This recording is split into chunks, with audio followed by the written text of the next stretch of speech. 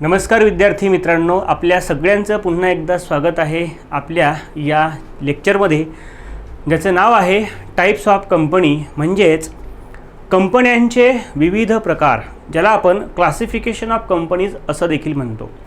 मागच्या लेक्चरमध्ये आपण आतापर्यंत अभ्यासलेलं आहे की कंपनी म्हणजे काय, तिची वैशिष्ट्ये काय आहेत, डेफिनेशन काय आहेत, यासोबतच कंपनी कायदा 2013ची वैशिष्ट्ये कोणकोणती आहेत.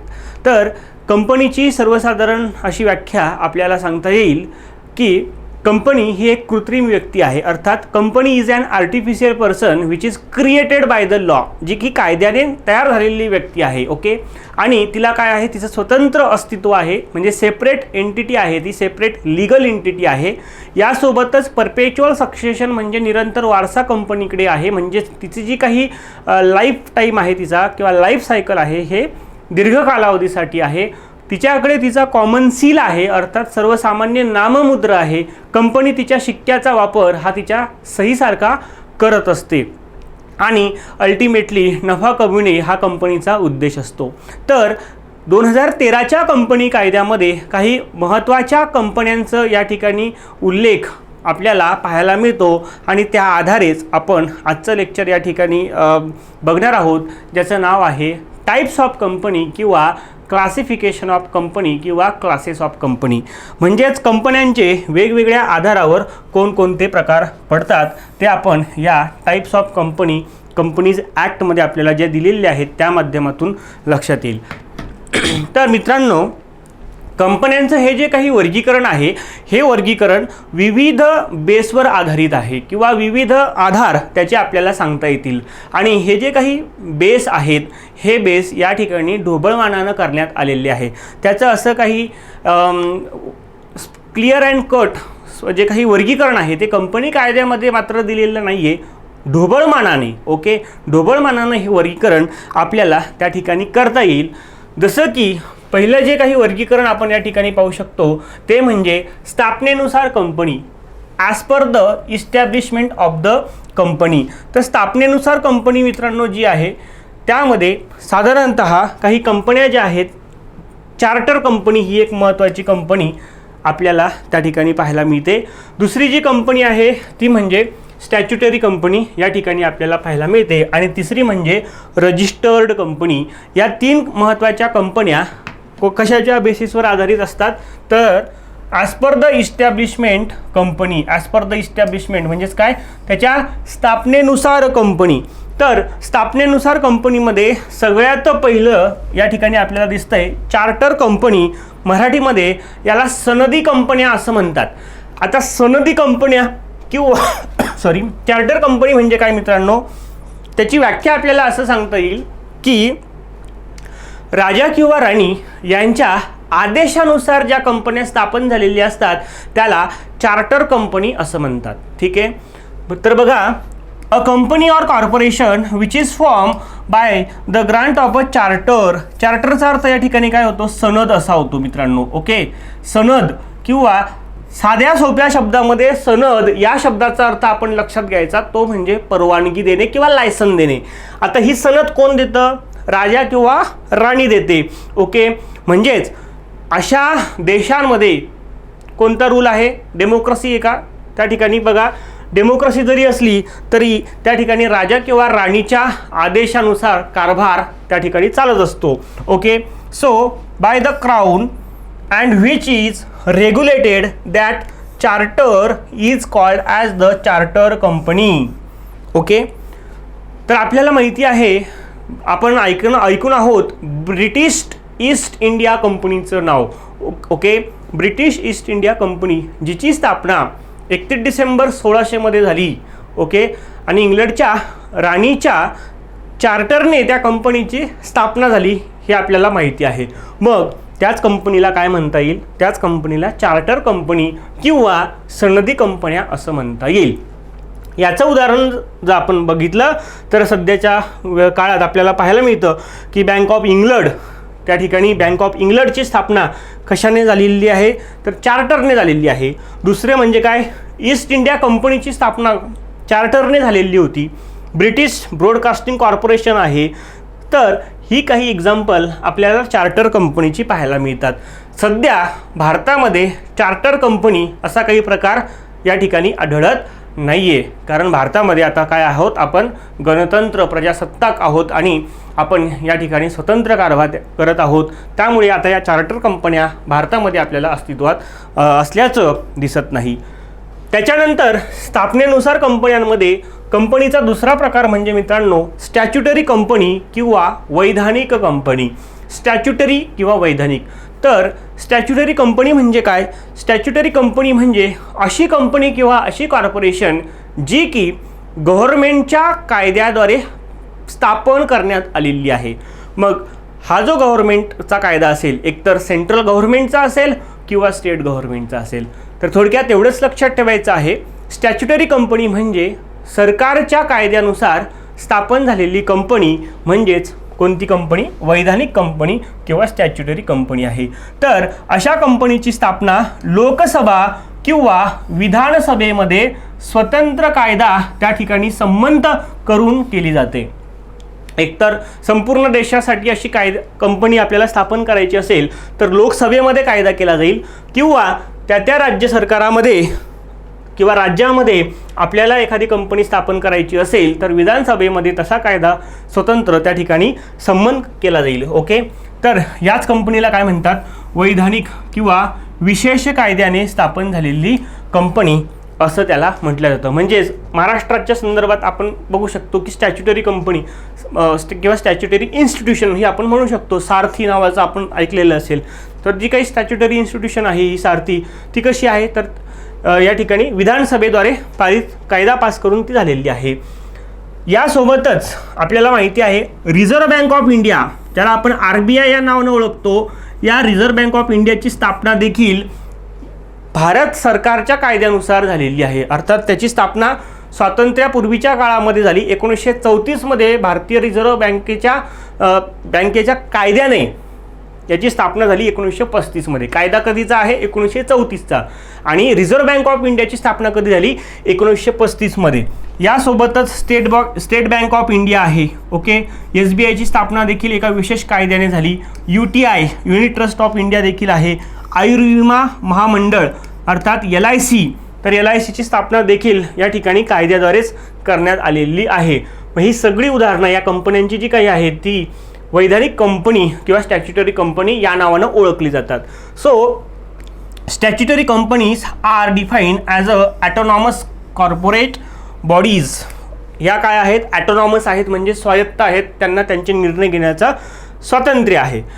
That are created by a special act. विशेष कायदा आहे या ठिकाणी कोणाचा? Of parliament or state legislature having defined functions, duties, powers and immunities. म्हणजेच या संस्था ह्या ज्या आहेत किंवा या ज्या बँका आहेत यांना स्वतःच्या काही फंक्शन्स आहेत, ड्युटीज आहे, पॉवर्स आहेत, या सगळ्या त्या ठिकाणी डिफाईन केलेल्या आहेत. ओके. तर आणखीन आपल्याला एक्झाम्पल या ठिकाणी आपण बघितलेलं आहे की एअर इंडिया आहे, स्टेट बँक ऑफ इंडिया आहे, लाईफ इन्शुरन्स आहे. ही सगळी उदाहरणं कायदेशीर कंपन्यांची किंवा वैधानिक कंपन्यांची आहेत. पुढचा जो प्रकार आहे कंपनीचा, जो की नोंदणी या ठिकाणी आहे आपल्याकडे as per the establishment. Okay. तर ती म्हणजे रजिस्टर्ड कंपनी. कोणती कंपनी? रजिस्टर म्हणजे नोंदणी झालेल्या कंपन्या. मग रजिस्टर कंपनी म्हणजेच कोणाच्या अंडर नोंदणी झालेल्या, कोणत्या कायद्याच्या मित्रांनो? तर कंपनी कायदा 2013चा जो आहे आपला. ओके. कंपनी कायदा 2013च्या अंतर्गत नोंदणी झालेली किंवा कंपनी कायदा 2013च्या पूर्वी अस्तित्वात असलेल्या कंपनी कायद्याखाली नोंदणी झालेली. म्हणजेच 1956च्या कायद्याखाली किंवा 1956च्या पूर्वी देखील जो कायदा त्या ठिकाणी कंपन्यांना लागू होता त्या कायद्याद्वारे किंवा त्या कायद्याअंतर्गत जी काही कंपनी स्थापन झालेली असेल त्याला आपण काय म्हणणार? रजिस्टर्ड कंपनी असं म्हणणार. तर अशा कंपनीची नोंदणी कंपनी कायदा 2013 किंवा त्या अगोदरच्या 1956च्या कायद्यानुसार झालेली असते तेव्हा त्याला काय म्हणायचं? नोंदणी झालेली कंपनी असं म्हणायचं. आणि अशा कंपनीला काय प्राप्त होतं मित्रांनो?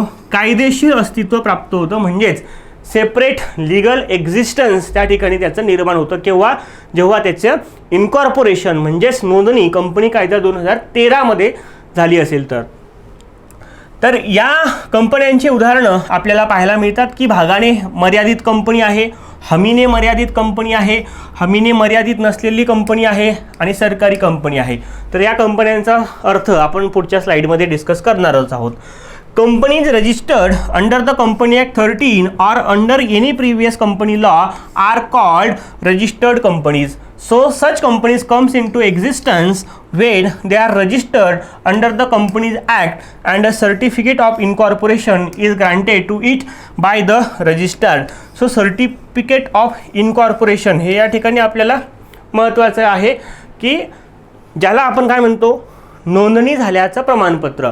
कंपनीची नोंदणी झाल्याचं प्रमाणपत्र हे कोणाकडून मिळतं, तर ROC म्हणजे रजिस्टर ऑफ कंपनीकडून मिळतं आणि अशा पद्धतीने ती कंपनी ही नोंदणीकृत कंपनी आहे याचा पुरावा तो मानला जातो. ओके, तर या ठिकाणी आपण बघितलेलं आहे कंपन्यांचे प्रकार कोणकोणत्या आधारावर स्थापनेनुसार company as per the establishment company. त्यामध्ये 3 महत्त्वाचे प्रकार आपण बघितलं. पहिलं म्हणजे चार्टर कंपनी, दुसरं स्टॅच्युटरी कंपनी आणि तिसरं रजिस्टर कंपनी.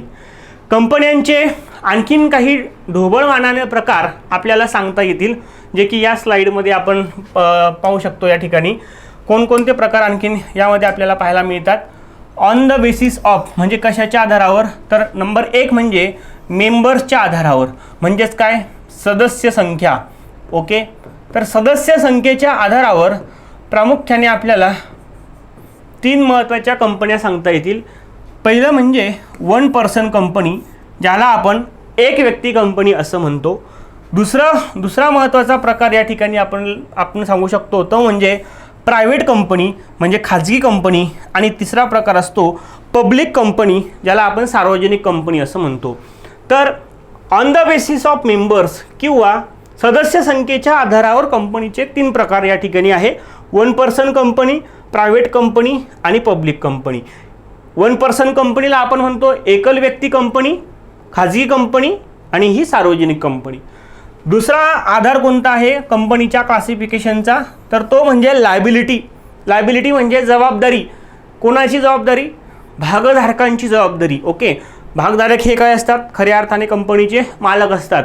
मग त्यांची जी काही लायबिलिटी आहे, देयता आहे, त्या आधारे देखील कंपनीचे काही प्रकार पडतात ज्यामध्ये आपल्याला पाहायला मिळतं. नंबर 1 म्हणजे company limited by the shares, म्हणजेच जे शेअर्स आहेत त्या शेअर्सच्या अमाऊंट पुरती ही जबाबदारी मर्यादित आहे. दुसरं म्हणजे कंपनी लिमिटेड बाय गॅरंटी, म्हणजे हमीने मर्यादित असलेल्या कंपन्या. उदाहरणार्थ विशिष्ट रकमेपर्यंतची हमी घेतली जाते की 1 लाख रुपयापर्यंत उदाहरणार्थ. मग 1 लाख रुपये हा आकडा त्या ठिकाणी जर डिफाईन केला असेल तर गॅरंटी किती रुपयापर्यंतची, 1 लाख रुपयापर्यंतची. तिसरा महत्त्वाचा प्रकार या ठिकाणी आपल्याला पाहायला मिळतो अनलिमिटेड कंपनी, म्हणजेच काय, अमर्यादित कंपन्या. तर हे झाले लायबिलिटीच्या बेसवर आधारित कंपन्यांचे प्रकार. स्पेशल कंपनी, विशेष कंपन्यामध्ये आपल्याला काही महत्त्वाच्या कंपन्या पाहायला मिळतात. जसं की पहिलं म्हणजे गव्हर्नमेंट कंपनी, जी की सरकारी कंपनी आहे, सरकारच्या कायद्याने ती कंपनी स्थापन झालेली आहे. किंवा मग ज्याला आपण असंही म्हणू शकतो की सरकारची भागीदारी त्याच्यामध्ये मोठ्या प्रमाणावर आहे. दुसरं म्हणजे फॉरेन कंपनी, जी की एक विदेशी कंपनी असते परंतु भारतामध्ये ती ट्रेड करते. तिसरं म्हणजे या ठिकाणी आहे मित्रांनो सेक्शन 8 कंपनी. सेक्शन 8 कुठलं, कंपनी कायदा 2013च्या सेक्शन 8मध्ये या कंपन्यांच्याबद्दल आपल्याला माहिती सांगितलेली आहे. जनरली सेक्शन 8 कंपन्या ह्या अशा कंपन्या असतात ज्या की नॉट फॉर प्रॉफिट ऑर्गनायझेशन असतात, म्हणजेच नफ्याचा उद्देश नसलेल्या अशा कंपन्या असतात. म्हणजेच त्यांचा उद्देश काय असतो, तर समाजाची सेवा करणं हा त्यांचा महत्त्वाचा उद्देश त्या ठिकाणी असतो आणि त्या उद्देशाच्या स्थापनेसाठी अशा कंपन्या स्थापन झालेल्या असतात ज्या की सेक्शन 8मध्ये आपल्याला पाहायला मिळतात. आणि चौथं या ठिकाणी आपल्याला सांगता येईल पब्लिक फायनान्शियल इन्स्टिट्यूशन, म्हणजे सार्वजनिक वित्तीय संस्था ज्या आहेत या देखील स्पेशल कंपनीजमध्ये आपण कॅटेगराईज त्याला करू शकतो. त्याच्यानंतर आणखीन प्रकार कोणता आहे या ठिकाणी, on the basis of control, म्हणजेच नियंत्रणाच्या आधारावर कंपन्यांचे काही प्रकार पडतात ज्यामध्ये प्रामुख्याने होल्डिंग कंपनी, सबसिडरी कंपनी आणि associate company. Okay, holding company, subsidiary company आणि असोसिएट कंपनी. मग होल्डिंग कंपनी म्हणजे धारक कंपनी आहे, सबसिडरी कंपनी म्हणजे त्याची सहाय्यक कंपनी आहे आणि असोसिएट कंपनी म्हणजे या ठिकाणी सहयोगी कंपनी आहे. तर अशा पद्धतीने ह्या कंपन्यांचे ढोबळमानाने काही प्रकार आपल्याला पाहायला मिळतात. मराठीमध्ये आपण या ठिकाणी हा चार्ट बघू शकता. टाइप्स ऑफ कंपनीमध्ये स्थापनेनुसार कंपनी, ज्यामध्ये वैधानिक कंपनी आणि नोंदणीकृत कंपन्या येतात. मालकी हक्कानुसार कंपन्यांचं जर आपण बघितलं किंवा यालाच आपण संख्येच्या बेसवर देखील विभागू शकतो. नंबर ऑफ मेंबर्स, ज्यामध्ये खाजगी कंपनी, सार्वजनिक कंपनी आणि एक व्यक्ती कंपनी म्हणजेच OPCचा समावेश होतो. जबाबदारी म्हणजे लायबिलिटीनुसार जर आपण बघितलं तर खाजगी मर्यादित कंपनी, हमीने मर्यादित कंपनी आणि अमर्यादित कंपन्यांचा समावेश होतो. नियंत्रणानुसार आपण जर बघितलं तर धारक कंपनी आणि दुय्यम कंपनी. यासोबतच इतर कंपन्यांमध्ये सरकारी कंपनी, विदेशी कंपनी, निष्क्रिय कंपनी म्हणजे डॉर्मंट कंपनी आहे ही, सूचीबद्ध कंपनी म्हणजे लिस्टेड कंपनी जी की शेअर मार्केटमध्ये लिस्टेड आहे, त्याच्यानंतर स्मॉल कंपनी म्हणजे लहान कंपनी आहे, सहयोगी कंपनी आणि नफ्यासाठी नसलेली कंपनी म्हणजे सेक्शन 8 मध्ये असलेल्या कंपन्या.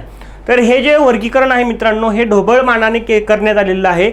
याचं असं काही प्रॉम्प्ट असं काही वर्गीकरण नाही आहे, परंतु या कंपन्यांचे जे काही प्रकार आहेत आपल्याला याच्या अंतर्गत दिलेले ते आपल्यासाठी महत्त्वाचे आहे.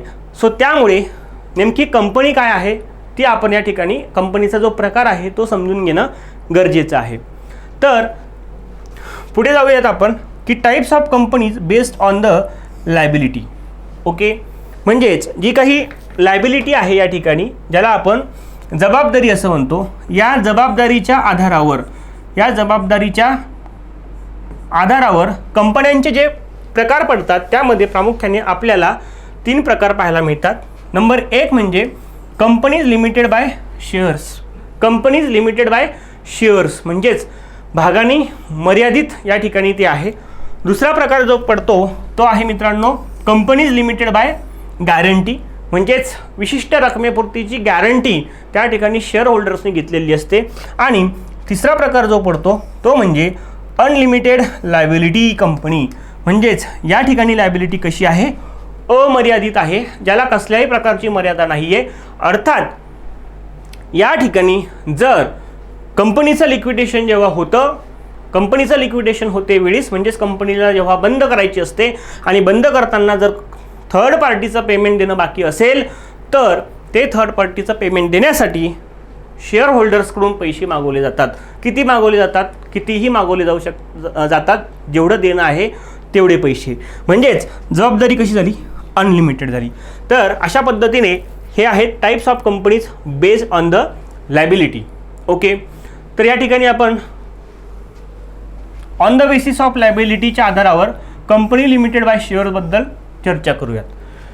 Company limited by shares. आता शेअर्स माहिती आहे आपल्याला मित्रांनो, शेअर्स काय आहे? शेअर्स हा आपल्या शेअर कॅपिटलमधला एक छोटा भाग आहे. ओके, म्हणजे जर हे पूर्ण शेअर कॅपिटल असेल तर या शेअर कॅपिटलचे छोटे छोटे काय केले जातात? भाग केले जातात. ओके, आणि याच्यातला हा जो एक काय असतो? एक असतो आपला हा भाग, ज्यालाच आपण काय म्हणतो? शेअर असं म्हणतो. Okay, so on the basis of लायबिलिटीमध्ये पहिला महत्त्वाचा मुद्दा येतो तो म्हणजे company limited by shares. Company कशा पद्धतीने लिमिटेड आहे? तर कंपनी ही शेअर्सद्वारे लिमिटेड आहे. ओके, कंपनी ही शेअरद्वारे लिमिटेड आहे. कंपनी लिमिटेड बाय शेअर्समध्ये आपल्याला सेक्शन 2 सबसेक्शन 22 मध्ये काही महत्त्वपूर्ण गोष्टी सांगितलेल्या आहे. त्यामध्ये असं सांगितलं आहे की it defines that when the liability of the members of a company is limited.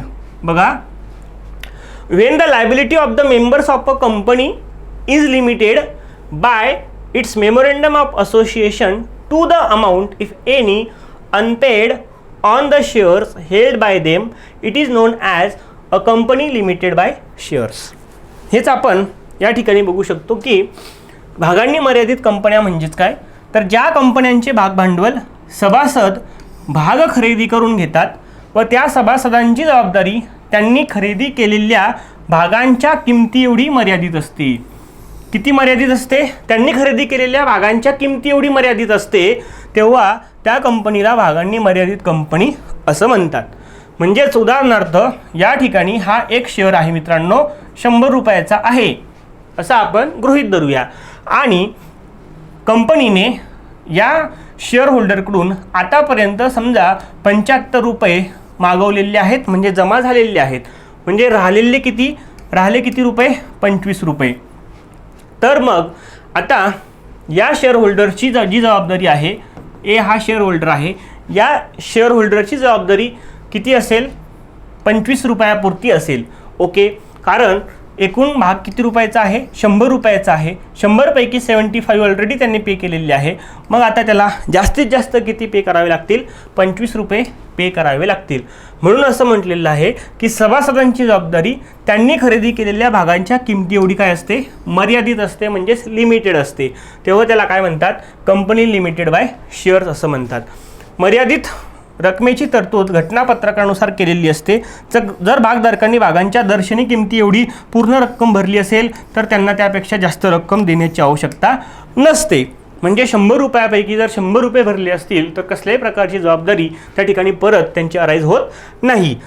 So in this implies that for meeting the debts of the companies the share holders may be called upon to contribute only to the extent of the amount which remains unpaid on his shareholdings. His separate property cannot be encompassed to meet the company's debt. म्हणजेच भागधारकांची वैयक्तिक संपत्ती त्या ठिकाणी जबाबदार धरली जात नाही. फक्त त्यांनी जेवढे शेअर्स खरेदी केलेले आहेत तेवढे शेअरपुरतीच त्यांची जबाबदारी मर्यादित असते. म्हणून त्याला म्हणतात company limited by shares. Okay, त्याच्यानंतर पुढचा ऑन द बेसिस ऑफ लायबिलिटीमध्ये असलेला प्रकार म्हणजे company limited bye guarantee. Company limited bye guarantee ज्याला आपण काय म्हणतो तर हमीने मर्यादित कंपन्या असं म्हणतो. या ठिकाणी गॅरंटी दिलेली आहे, म्हणजेच हमी दिलेली आहे मित्रांनो. आपल्याला सेक्शन 2 सबसेक्शन 21 मध्ये असं सांगितलेलं आहे की it defines it as the company having the liability of its members limited by memorandum to such amount as the members may respectively undertake by the memorandum to contribute to the assets of the company in the event of its being wound up. wound up म्हणा किंवा winding up म्हणा, याला दुसरा शब्द liquidation असा देखील आहे. काय आहे? लिक्विडेशन म्हणजे कंपनी काय होते? समाप्त होते. आणि कंपनी समाप्त होत असताना ज्या कोणाचं देणं असतील त्या लोकांचं देणं त्या ठिकाणी परत करणं गरजेचं असतं. मग अशा ठिकाणी कोणाकडून पैसे बोलवले जातात तर भागधारकांकडून पैसे बोलवले जातात. कारण भागधारकच हे कंपनीचे कोण असतात? खऱ्या अर्थानं मालक असतात. ओके, आणि त्यांना काय मिळत असतो? लाभांश मिळत असतो. सो या ठिकाणी कंपनी लिमिटेड बाय गॅरंटीमध्ये या ठिकाणी हमी दिलेली आहे शेअर होल्डर्सनी की आम्ही इतक्या रुपयाची या ठिकाणी हमी देतो. किती रुपयाची देतो? उदाहरणार्थ 1 लाख रुपयापर्यंतचे जे काही कर्ज असेल ते मी फेडण्याचं या ठिकाणी हमी देतो.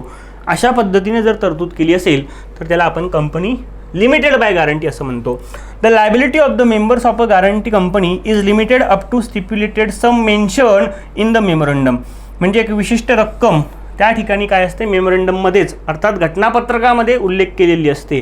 Members cannot be called upon to contribute beyond that stipulated sum. म्हणजे 1 लाख रुपयेपर्यंत जर असेल तर ह्या 1 लाख रुपयापर्यंतच त्या संबंधित शेअर होल्डर्सकडून पैसे मागवले जातील, त्याच्यापेक्षा जास्त मागवले जाणार नाही. तेव्हा त्याला म्हणायचं company limited bye guarantee. Okay, तर अशा कंपन्यांचं वैशिष्ट्य काय आहे तर त्या नफा मिळवण्यासाठी स्थापन झालेल्या नसतात. कोणत्या कंपन्या? Company limited bye guarantee. मग या कशासाठी स्थापन झालेल्या असतात तर क्रीडा आहे, सांस्कृतिक कार्य, विज्ञान, वाणिज्य या क्षेत्रांचा विकास व्हावा या हेतूने अशा कंपन्या स्थापन झालेल्या असतात. किंवा यालाच आपण काय म्हणू शकतो की सेक्शन 8 मध्ये देखील अशाच कंपन्या आपल्याला पाहायला मिळतात. या कंपन्यांच्या भागभांडवलांची आवश्यकता ह्या कंपन्यांना नसते. तसेच त्यांच्या नावाच्या शेवटी मर्यादित या शब्दाची आवश्यकता देखील नसते. हमीची रक्कम कंपनीच्या घटनापत्रकामध्ये नमूद केलेली असते. हमी दिलेली रक्कम सभासदांना ताबडतोब रोख स्वरूपामध्ये द्यावी लागत नाही. मात्र कंपनीचे विसर्जन झाल्यानंतर जी हमी दिलेली रक्कम आहे ही लगेच द्यायची का आपण नाही. केव्हा द्यायची? कंपनीचं विसर्जन झाल्यानंतर म्हणजे वाइंडिंग अप झाल्यानंतर हमी दिलेली ठराविक रक्कम देण्याची जबाबदारी या ठिकाणी सभासदांना पार पाडावी लागते. तर अशा पद्धतीने या आहेत कंपनी लिमिटेड बाय गॅरंटी. नंतरचा प्रकार आपल्याला या ठिकाणी पाहायला मिळतो तो म्हणजे unlimited company. On the basis of लायबिलिटीमध्ये आपण या ठिकाणी आहोत आणि अनलिमिटेड कंपनी म्हणजेच या ठिकाणी जबाबदारी कशी आहे मित्रांनो, तर ही अमर्यादित आहे. ज्याला आपण अमर्यादित कंपन्या असं देखील म्हणू शकतो. तर कंपनी कायदा 2013च्या सेक्शन 2 सबसेक्शन 92 मध्ये अनलिमिटेड कंपनीच्या बद्दल आपल्याला सांगितलेलं आहे, ज्यामध्ये असं सांगितलं आहे की it defines unlimited company as a company not having any limit. कसल्याही प्रकारची लिमिट आहे का याला? नाही. म्हणूनच त्याला अनलिमिटेड असं म्हणले. किती पैसा भरायचा त्याची काहीही लिमिटेशन म्हणजे प्री डिटरमाइन नाही आहे. जेव्हा केव्हा संबंधित परिस्थिती उत्पन्न होईल त्या परिस्थितीनुसार जे काही देणं असेल ते द्यावं लागेल, त्यालाच म्हणतात unlimited. So on the liability of its member in such company the liability of a member ceases when he ceases to be a member. म्हणजे याचा अर्थ काय होतो? एखाद्या सभासदांची जबाबदारी ही केव्हा संपते? जेव्हा त्याचं सदस्यत्व संपुष्टात येतं, कंपनीचं सदस्यत्व संपुष्टात येतं. ओके, म्हणजे कंपनीचा तो शेअर होल्डर राहत नाही. एकतर तो त्याने शेअर कोणाला ट्रान्सफर केले असेल, विकले असेल, अशा पद्धतीने त्याची काय होते या ठिकाणी मेंबरशिप सीज होते म्हणजे स्टॉप होते. तर ज्या कंपनीत भागधारकांची जबाबदारी अमर्यादित स्वरूपाची असते त्या कंपनीला अमर्यादित कंपनी असं म्हणतात. The liability of each member extend to the whole amount of the company's डेप्ट. कंपनीचं जेवढं काही कर्ज असेल तेवढी जबाबदारी या सदस्यांची असते आणि रेशोच्या नुसार ती या ठिकाणी त्यांना जबाबदारी वाटून दिली जाते. And liabilities but he will be entitle to claim contribution from other members. The official liquidator may call the members for their contribution toward the liabilities and debts of the company which can be unlimited. मग अशा वेळेस जेव्हा कंपनीचं विसर्जन होतं तेव्हा विसर्जन होत असताना जर काय पैसे कमी पडले, लोकांचे पैसे द्यायला कमी पडले, तर अशा वेळेस जो लिक्विडेटर आहे, liquidator is a person who is appointed by the government to liquidate the assets and liability of the company. म्हणजेच लिक्विडेटर हा ही एक अशी व्यक्ती आहे, लिक्विडेटर किंवा ज्याला आपण प्रशासक असं देखील म्हणतो, जो की या ठिकाणी कोर्टाने नेमलेला असतो किंवा गव्हर्नमेंटने नेमलेला असतो. आणि या लिक्विडेटरचं काम काय असतं तर कंपनीचं लिक्विडेशन करणं. ओके, मग ह्या कंपनीचं लिक्विडेशन करत असताना या ठिकाणी जर काही पार्टीचं पेमेंट देणं बाकी असेल तर अशा वेळेला जो लिक्विडेटर असतो तो लिक्विडेटर शेअर होल्डर्सकडून ते पैसे मागवतो. आणि जेव्हा अशा वेळेला पैसे देण्याची वेळ त्या शेअर होल्डरवर येते तेव्हा त्या शेअर होल्डरना कॉन्ट्रीब्युटर्स असं म्हणतात. काय म्हणतात? कॉन्ट्रीब्युटर्स असं म्हणतात. ठीक आहे. तर भागीदारी संस्थेप्रमाणेच भागधारकाला कंपनीची देणी फेडण्यासाठी जादा रक्कम लागल्यास स्वतः फेडावी लागतात. त्यांची जबाबदारी अमर्यादित स्वरूपाची असते. थोडक्यात अनलिमिटेड कंपनी ही कशा स्वरूपाची असते? It is equivalent to partnership. भागीदारी संस्थेप्रमाणेच असते. भागीदारीमध्ये भागीदारांची जबाबदारी ही कशी असते? अमर्यादित असते. त्याच सारखा प्रकार आपल्याला या अनलिमिटेड कंपनीमध्ये पाहायला मिळतो.